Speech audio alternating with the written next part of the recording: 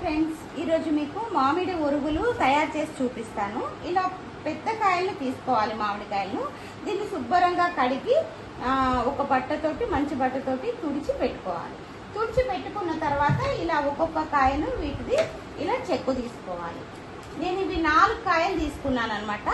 4 కాయలు ఇలా చెక్కు తీసుకొని సన్నగా ఇలా పొడవుగా ముక్కలు చేసి పెట్టుకోవాలన్నమాట. ఇవి 4 కాయలు అనమాట. ఈ 4 కాయల్ని ఇలా ముక్కలు చేసి పెట్టుకున్న తర్వాత ఇందులో 1 చెంచా పసుపు, అలాగే 2 స్పూన్స్ సాల్ట్, 2 స్పూన్స్ సాల్ట్ వేసుకోవాలి. సాల్ట్ వేసుకొని చక్కగా కలపాలన్నమాట. కలిపి దీన్ని ప్లాస్టిక్ కవర్ మీద కానీ, గిన్నెలో ప్లేట్లో కానీ, బట్ట మీద కానీ ఆరబెట్టుకోవాలన్నమాట. ఒక 4 days ఆరబెట్టుకుంటే మామిడి ఒరుగులు రెడీ అయిపోతాయి. ఇలా సన్నగా పొడుగుగా తరుక్కోవాలి. ఈ మామిడి ఒరుగులు సంవత్సరం మొత్తం నిల్వ ఉంటాయి అన్నమాట.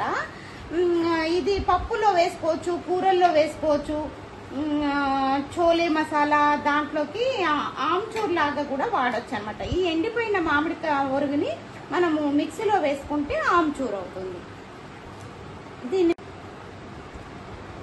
వీటిని మనం 4-5 days ఎండబెట్టుకొని గ్లాస్ జార్లో తీసి పెట్టుకోవాలి. అప్పుడు మామిడి ఒరుగులు రెడీ అయిపోతాయి. ఇంతే ఫ్రెండ్స్. ఇట్లా మామిడికాయ ముక్కలు ఎండలో పెట్టాలి.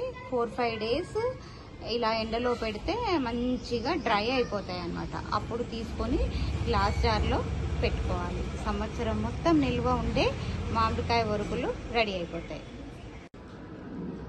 ఇలా శుభ్రంగా ఉతికిన బట్ట మీద ఆరేసుకుంటే మంచిగా ఎండిపోతాయి అన్నమాట. ఒరుగులు రెడీ అయిపోతాయి 4 daysలో.